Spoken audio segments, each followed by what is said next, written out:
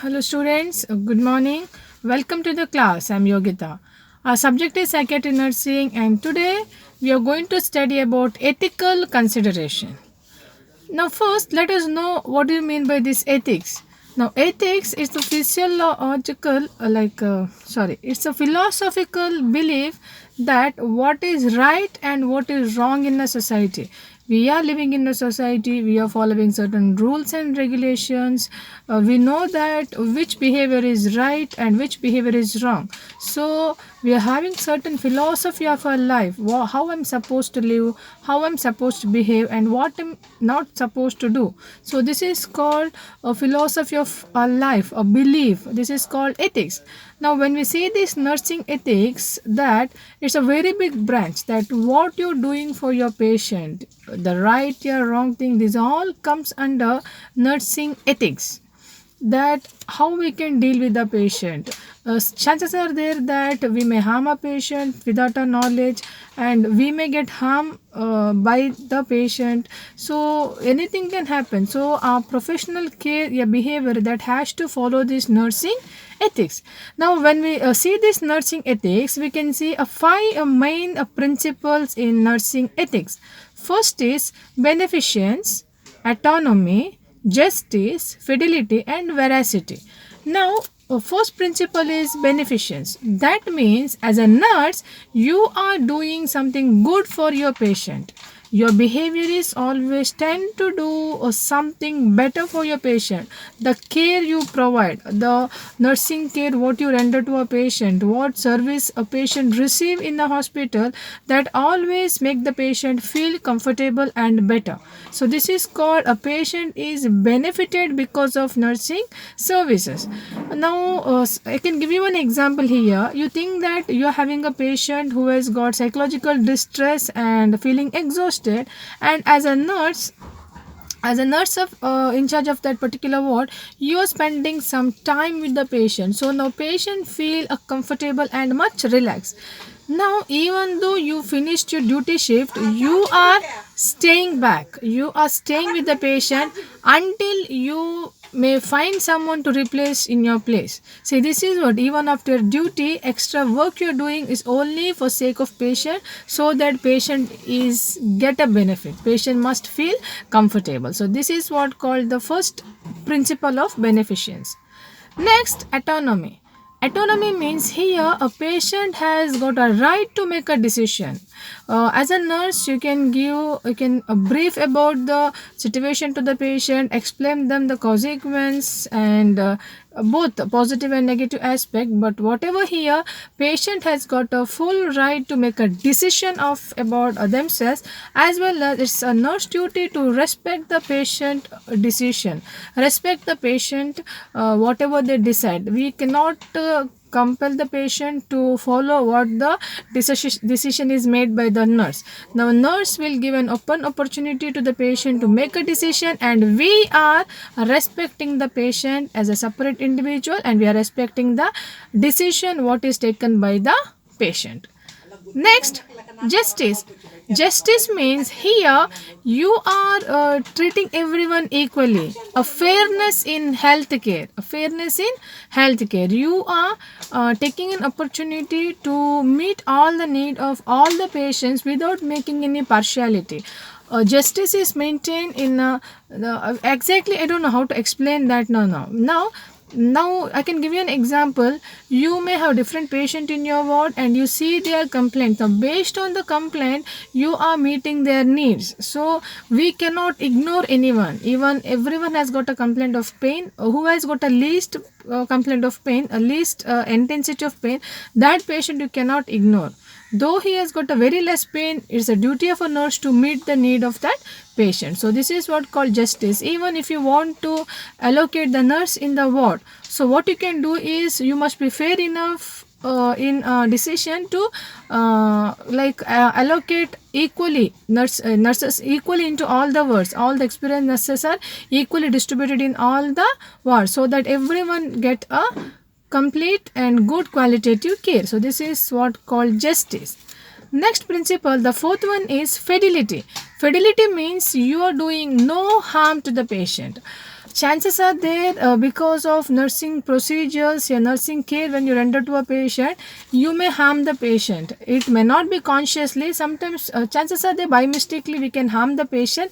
Now here we are taking all the measures to protect the patient from such harms. For example, now maybe we are giving a bed bath to a patient. We has taken a warm water.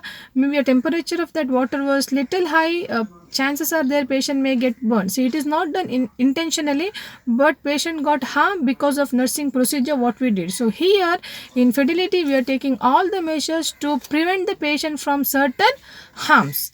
We'll make sure that a patient will not be threatened, a patient will not be injured.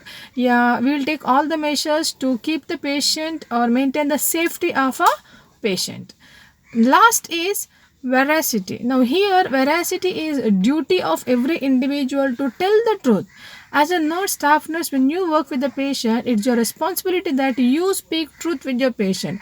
Meantime, patient has got all the rights to know about his diagnosis, his treatment, his complications, expenditure of his medication and treatment. He has got all the right, and as a nurse, it's a responsibility of the nurse to give a right exact accurate information to a patient. So this is what called veracity. So the five important principle of nursing ethic is beneficence, autonomy, justice, fidelity, and veracity. Next is followed with a code of conduct. The code of conduct means it's nothing but as a nurse how you're supposed to behave, your responsibility, how you have to take up in your nursing practice. It has got five components like nurses' responsibility and accountability, nursing practice, communication and interpersonal relationship, valuing the human being, and management.